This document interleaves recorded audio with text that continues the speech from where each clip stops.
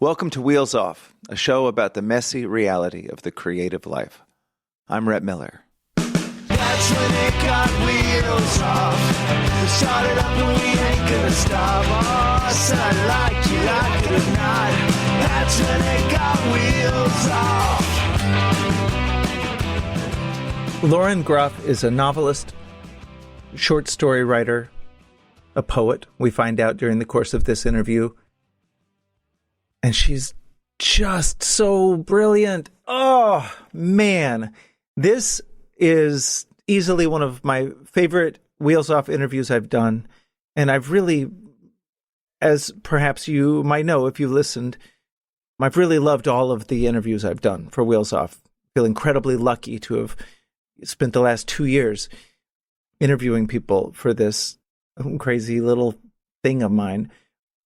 But Lauren Groff, man, the way she's able to communicate the intricacies of her process and her sort of philosophical beliefs about the nature of art and the nature of creation, her incredibly useful, detailed thoughts about writing prose, writing poetry. This is a great half hour, and I'm so excited that you get to hear it, and I'm so excited that I get to be a part of it. I'm really grateful to Lauren Groff for joining me. I recommend to anybody read all of her stuff, but specifically her most recent novel, Fates and Furies, which is just incredible. So please welcome to Wheels Off, the great Lauren Groff.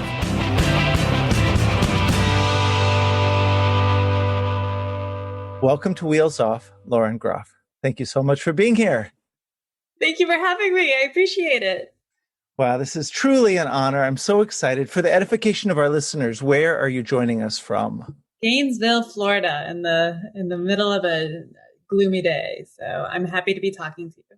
That's so funny. So you wound up in Gainesville, Florida, even though you're a kid from the Northeast, right? Yeah. It was very much against my will. I did not want to be here, but eventually I came to love it. It's fine. It's great. It's good. That's so funny. And you're up in New York right now, yeah? Yeah, I'm in the Hudson Valley where we've got 2 feet of snow on the ground, and tomorrow they're predicting another 6 inches. So I missed snow for about 10 minutes, and then I'm so happy not to be around it. I don't envy you right now, for sure. Yeah, I'm a 7th generation Texan. So growing up in Texas, we had snow twice, and it took me 10 years to even get okay with this. I hear you. It is, I've been in Florida for 16 years and I'm not okay with the summer, the humidity or anything. So yes, I get it. So what creative project are you working on right now and how does it light you up? I'm working on so many. So I tend to work on multiple at any given time. And some of them are very, very rudimentary or, I'm still just sort of moving my way through them, feeling in the dark. But the one that I'm working on right now is I've got a book coming out in September and then another one next year, hopefully. And it's not a series, it's not a trilogy, but they are 3 books about women in different periods of time. So the first one's from the 12th century. The second one's from Jamestown in the early 17th century. And this one is a contemporary one. And it's all about women and climate change and the way that religion sort of got us to where we are now and God. And, it's just a lot. It's a lot. They're sort of speaking like whales under the surface. They're not overtly related, but they're very much in the same family. Oh my God, that sounds fantastic. And I know from hearing you talk about this stuff before that on any given day, you may or may not jump to another project or two that you kind of have running concurrently. Yeah, no, I have multiple stations up in my little room upstairs. That used to be where my second son, it was his nursery. So it sort of has like baby dreams, sort of like jellyfish scooting along the wall. And so it has like a very warm and loving kind of atmosphere to it. But I have multiple areas of this couch where I like take my naps and cry. And then I have, like a little stand over there, and I've got this giant long desk I had made as soon as I had my first advance. I got one of my neighbors to make this huge long cherry wood desk. And so I have 4 or 5 different stations with 4 or 5 different projects on it. Oh, that's brilliant. So you don't have to change anything. You can just roll your chair to a different spot or move to the couch to work on, like if you're working on the short stories or you have an idea for some random other thing. Yeah. Oh, and I think it's psychological, right? Well, it's definitely psychological, but I think that it's kind of important to be in the space that most speaks to the work at hand, right? So with Fates and Furies, my last novel, a lot of that I wrote from my bed, just because I was so scared of what I was writing, that was the one safe space for me to write it from. But a lot of times, I'll write from the downstairs couch because my children are upstairs right now at school all day long, and they are so loud. And it's so annoying. I have to come all the way downstairs to just sort of escape them. But I think it's really important to get into the right mind space to have a specific place for each project. It's funny. I spoke with Harlan Coben about this. I love him. We went to the same college. Yeah. Oh, Amherst. Yeah. Yeah. Wow. He was there. He was suite mates with David Foster Wallace. I know. How bizarre is that? I know. He told a great story about one of his first classes where he had to write a paper. He asked David, they were walking back, and he said, "What did you get?" And he said, "I got an A." And he said, "Can I read it?" And he said, after reading his paper, he was like, "Okay, I do not belong at this college." Yeah, it's so wild. Yeah. Well, it's funny. So, I mean, I'm not going to say I saw similarities between Fates and Furies and David Foster Wallace's work, except in that once I had gotten to the end of it, I had a hard time conceiving of how you could hold all of that in your head. Like, how could you keep all of it straight and not just like plot stuff, but like the character stuff? And I wonder, I mean, I don't know, there's no question that I can ask you to explain to me how you did that. But I wonder, like, for instance, you said how terrifying it was for you as you were writing it. And I realized that some of our listeners haven't read it, but like, what about that book specifically was terrifying and made you write it from your bed? Was it Mava? Was it the character of this kind of terrifying, vindictive mom? Was it the secrets that these people carried around? Well, I don't think it's giving too much away because it comes halfway through. But the story is told in dual perspectives. The first one from the point of view of a man named Lotto. The second one from the point of view of Mathilde, who is married to Lotto. And Lotto dies halfway through. And I think recently I've been writing into my fears, right? Like, all of my anxiety, my despair, all of my angst in the world. It becomes this great big cloud, and I can't see anything but it. And so I try through my work just to look as deeply as possible into this cloud and try to pick out things. And I think one of the fears is, what happens if my husband dies? We've been together since college. We met as undergraduates. He does the taxes, right? I mean, there are other reasons why I don't want him to die, but but it would be horrible, right? Like the person who is kind of he's me but better if he were to die. So I think that part alone freaked me out, and I wanted it wasn't cathartic in any way, because I don't think of fiction as actually a cathartic act, but it was an act of trying to make myself braver. But that in turn, it's like, trying to go off of a high dive if you are afraid of heights. It takes a lot to get up there, to get up the ladder, right? So I think that's sort of what I was doing with that book in particular. And maybe the reward when you do challenge yourself to do something that terrifying is that much greater than it would have been if you'd done something easy. Oh, for sure. No. The easy books, or the books that I think like are easy, are never the ones that actually end up being published. And I have probably 5 to 6 unpublished novels hanging around that I don't think I want, or nobody wants to read them, for sure. No, nobody. This has come up a lot with songs in these interviews, when the idea that you have to write through the bad songs and just get them out, because they at some point they're going to come out. So you might as well just get it over with. Get it out there. Yeah. Tougher with novels. Blocking your energy, right? I don't actually know if I believe in all that. I mean, I've had acupuncture before and I liked it. It was nice to be like pinned. But I don't know if it did anything for me, but I do believe that there is creative energy and it can get blocked by the project if you're not like actively trying to look at it or to think about it or to put your hands on it, for sure. Oh, I just realized that I derailed myself a moment ago. So what I was going to say about Harlan was that he had discussed the latest book he had written, and one of the things he said was that like he usually writes longhand. Every once in a while, he'll write on a computer. Like we were doing that discussion that I'm sure everybody wants to know. How do you write your stuff? And I know you write a lot of longhand, but he said that like he started taking an Uber to and from his apartment in Manhattan from Jersey and writing in the backseat of a car as he was driving across like the George Washington Bridge. And I love that. I love the idea that like even just moving to a different spot, like you were describing within your own home, or Michael Chabon talking about like he likes to write on his laptop, but a lot of times he'll just go write on his iPad, or sometimes he'll write in a tiny notebook. But maybe it reminds me of Bob Dylan describing when I did not interview him for Wheels Off. When he's stuck on a song, he'll move, not yet.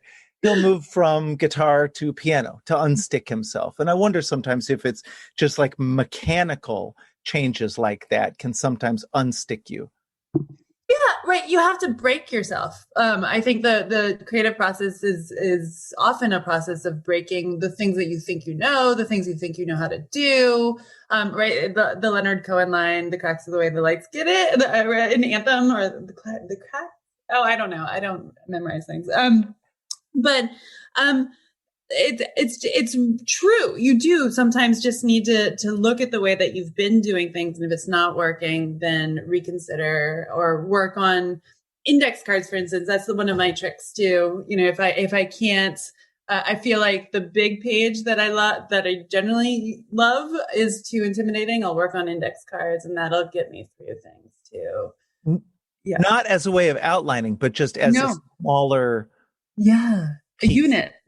Yeah, it's less bewildering to think about filling up an index card, and then it forces the paragraph that you write to be it has a lot of energy in it, right? It forces the small space it acts almost like formal poetry. It forces the words into a form that they wouldn't otherwise take, I think. God, I love that. It reminds me of something I've heard you say before, which is that you approach your prose like poetry.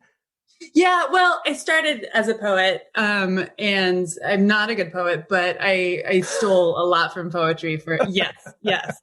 You know, and I think that poets have it right in almost every way. They just haven't figured out the way to get paid.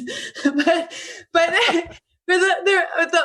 in terms of being artists in the world, I think that it's not like they're pure, but they get it, right? Like a poem is this discrete object that can be worked on continuously until it's done. And a collection of poems is, 100 poems long, and they all interplay. And I think that sometimes when we think of fiction, we think of big slabs of words, as opposed to the way that all of those paragraphs and all those words and all those chapters have to interlate, and the way that they're all sort of in process of taking each other apart, even as they're being built, which is a thing that I think that poets do really, really beautifully, right? So I admire the heck out of poets. I read so much contemporary poetry, and poetry of the past is like my favorite thing. You just steal. You steal as much as possible. I mean, not actual words, right? You don't plagiarize, but you take the way that people work. Yeah. Homage and inspiration. Homage and inspiration, or mixing. God, I don't know if you can hear. My dog is freaking out. Little Ziggy never barks. Okay, good. No, you've got really good, like a sound system going on. That's okay. So you talk about having started as a poet, and I know that you were, and these aren't your words, they're mine, but I know that you were some version of a world-class athlete. No, definitely not world class. My sister is, not me. No, no. Oh, didn't you also swim competitively or something? Yeah, Dive? I swim. I played soccer. I ran, and then in college I did crew. I rowed. Okay, but it's your sister that's really she's the super one. outstanding. Yeah. But I guess my question and what I really love to hear about is sort of the genesis of it for you, or where you first realized that you wanted to do something. You wanted to traffic in words. You wanted to be a writer. Was there like an epiphany moment when you were a kid where you just knew this was it? I'm afraid of people, just in general. And I think back when I was a kid, my dog is now freaking out. Back when I was a kid, I would escape from social situations by reading, right? I mean, I think that is a fairly general thing for a lot of writers.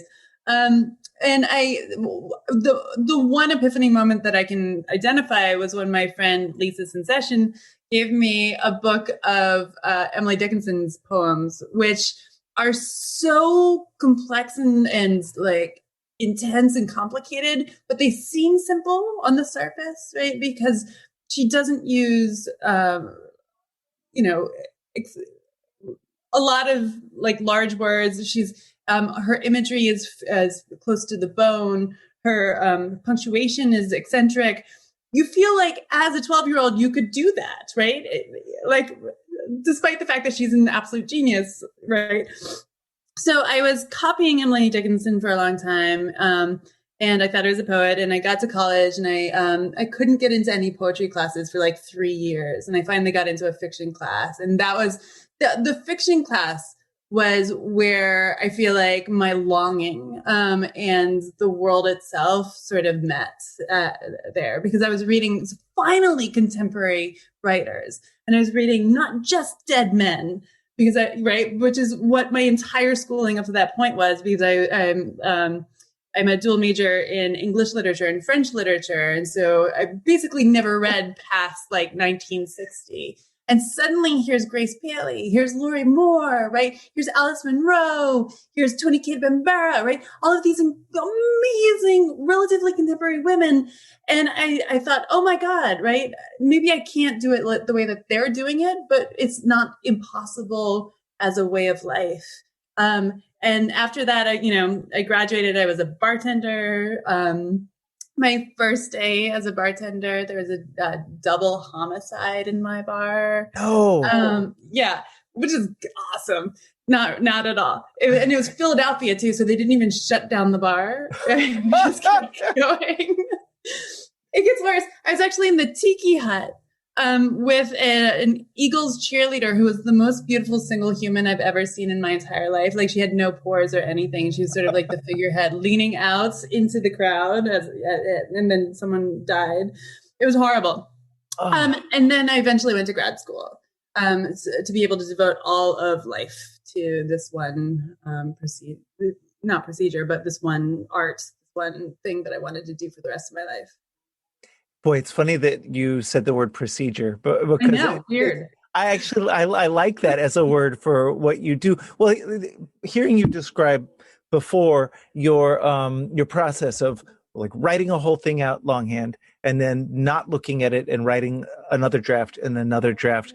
And I keep trying to imagine doing that and talk about holding it all inside your head. How closely do those drafts line up? I mean, are they completely different pieces of work? Absolutely. No, they don't. They bear maybe a family resemblance, but they're not at all easy. I mean, the characters' names change, right? The form changes, the structure changes, everything changes, the plot changes. And the reason why I do that and I write longhand is because I can't read my own handwriting on purpose, right? I'm trying very, very hard to allow failure into that first draft. And then the next draft, I sort of remember some of the things, but I have a much, much firmer grasp of the fundamentals, right? The foundation of the work, the the way that the plot should be. I have even scenes that I've written in the previous one that won't be in this one, but what they do is they give to the next draft sort of a resonance or a feeling as though there's life lived off the page, which is what you want from a novel, I think, or a short story, right? You want to feel as though the characters have other lives in other rooms, and we're just seeing this one selected short term in their lives, I think.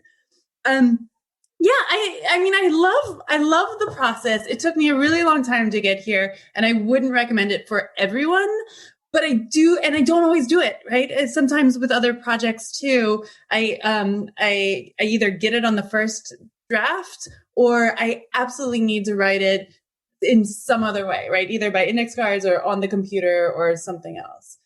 So it's all about the way that the book itself needs to be written. And I only know that by failing desperately on the first one, intentionally badly.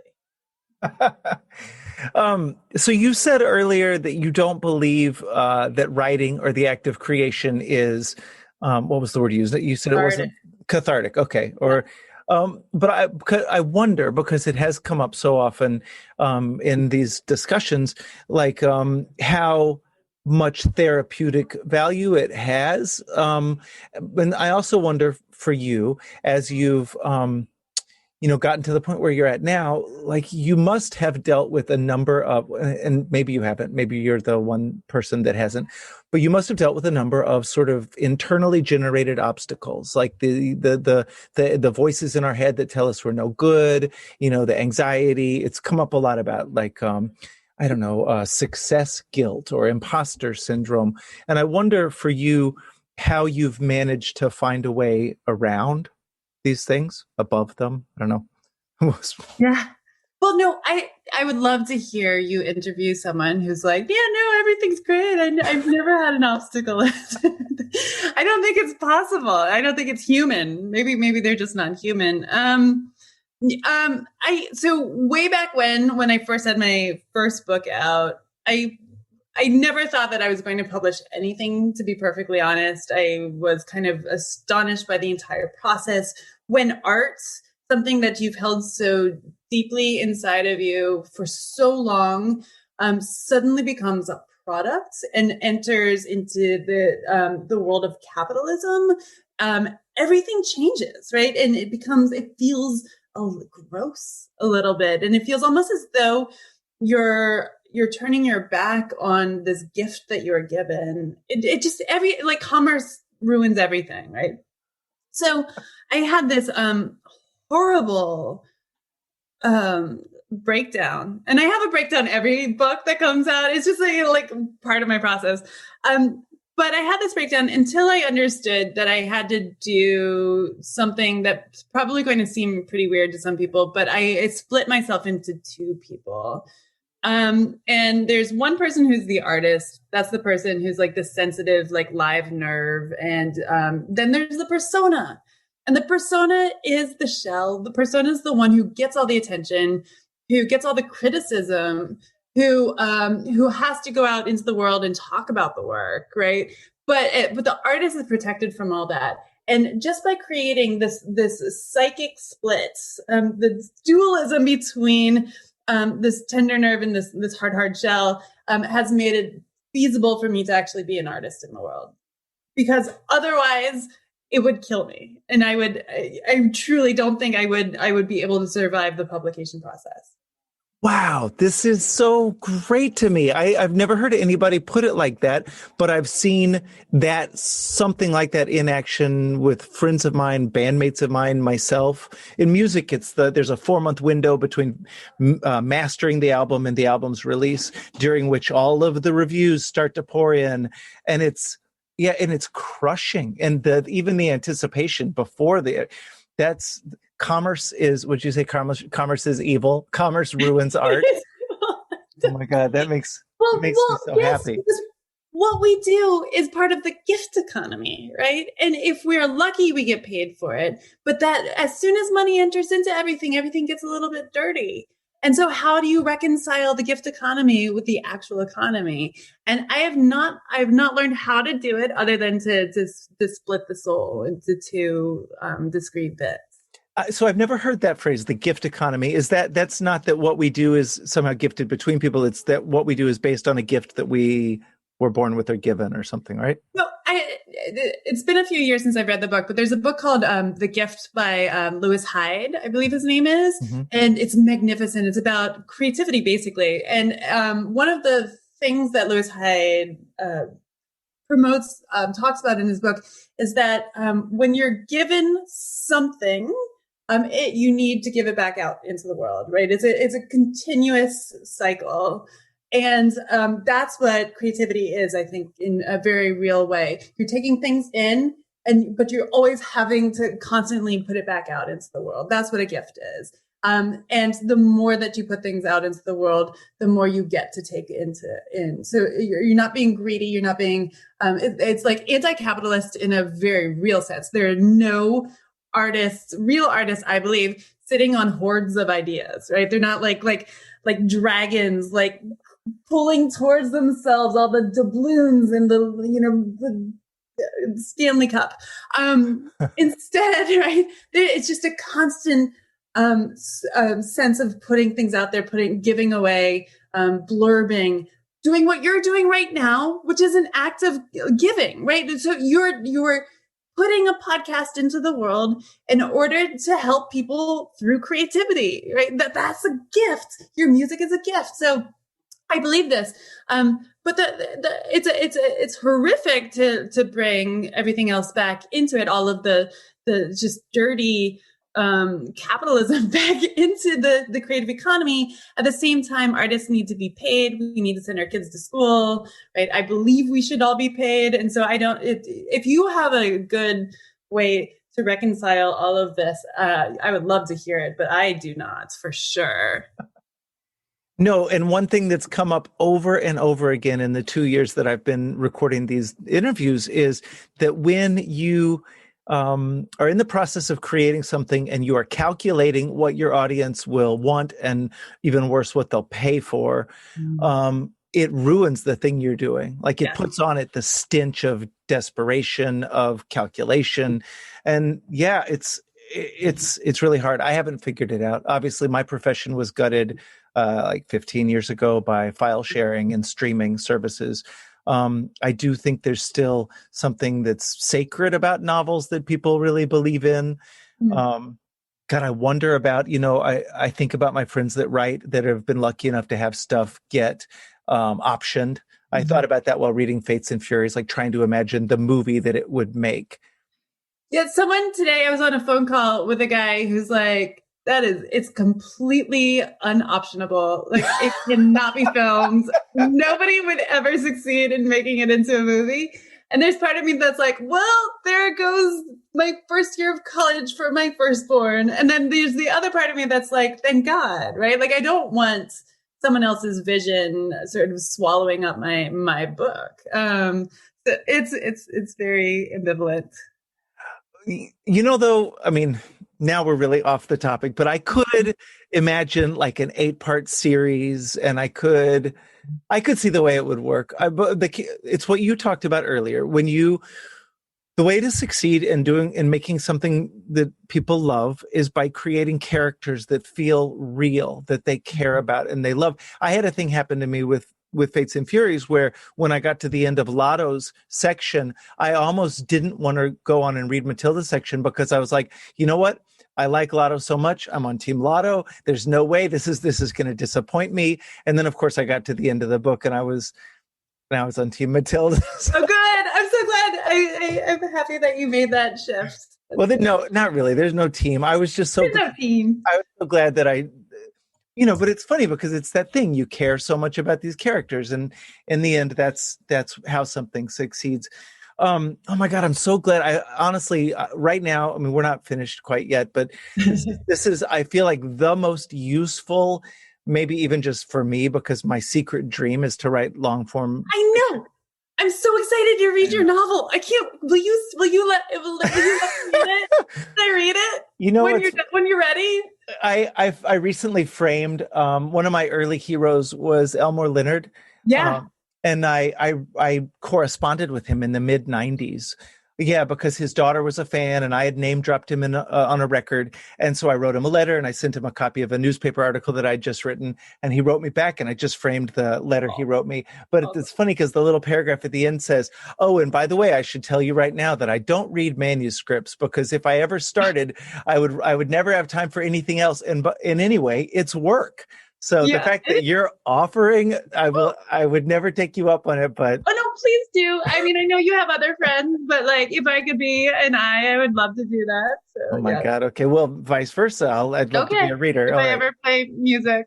You don't want to hear that. No, this is great. So you and I both have the thing of an upstairs filled with kids who are doing remote schooling and constantly seemingly in need of our advice, but they never seem to want it. So, but it does always make me think about what advice I would give them if they wanted it.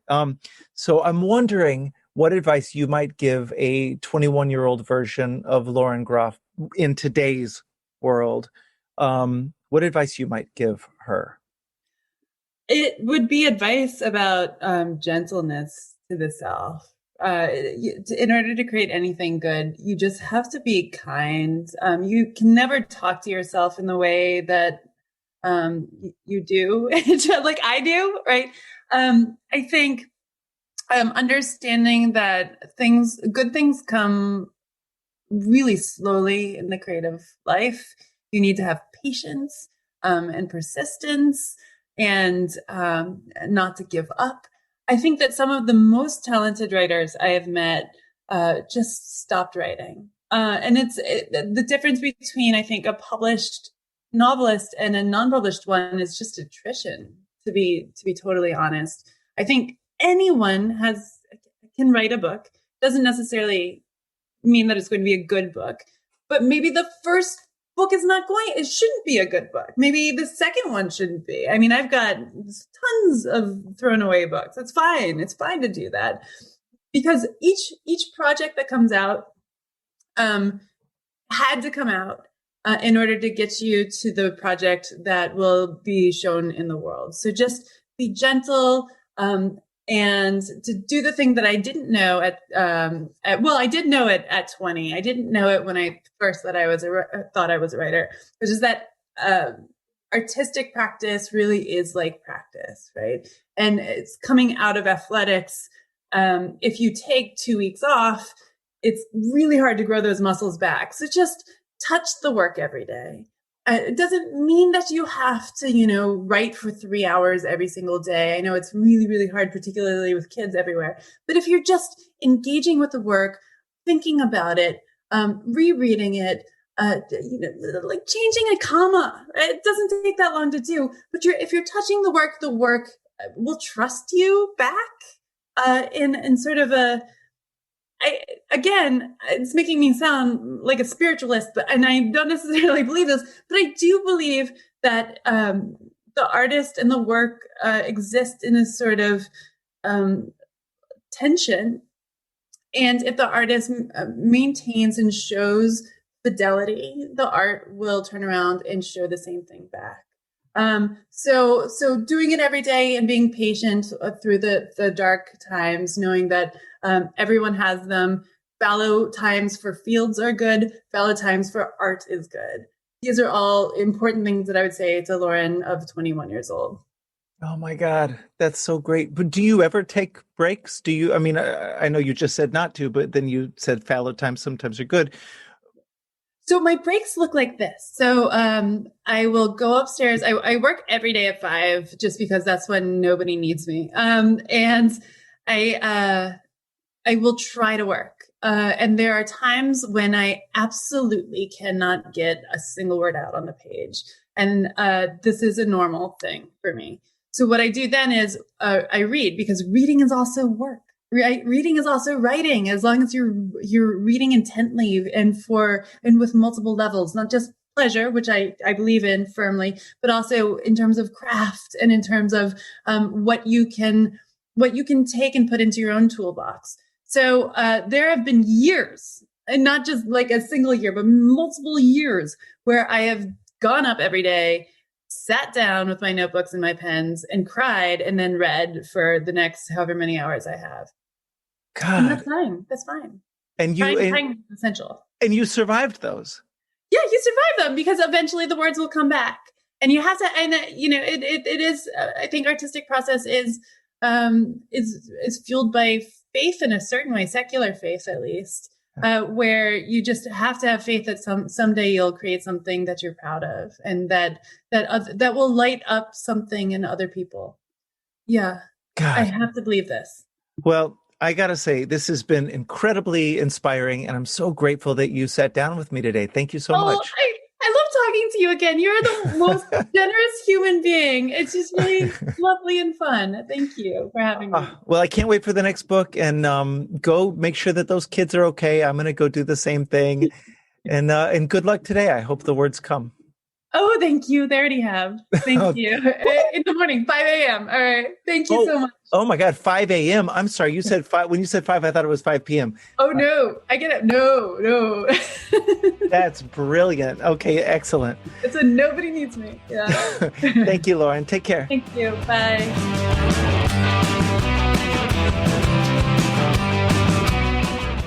All right. Thank you so much for listening to Wheels Off. Please be sure to rate and review the show on iTunes. That helps us appear higher in the search results and lets other folks know that it's a cool podcast to listen to. Also, as the kids say, don't forget to subscribe on iTunes, Stitcher, Google Play, or anywhere else that you listen to shows like this so that you never miss an episode. This has been Wheels Off, and I'm Rhett Miller, encouraging you to create every day. Thanks, y'all.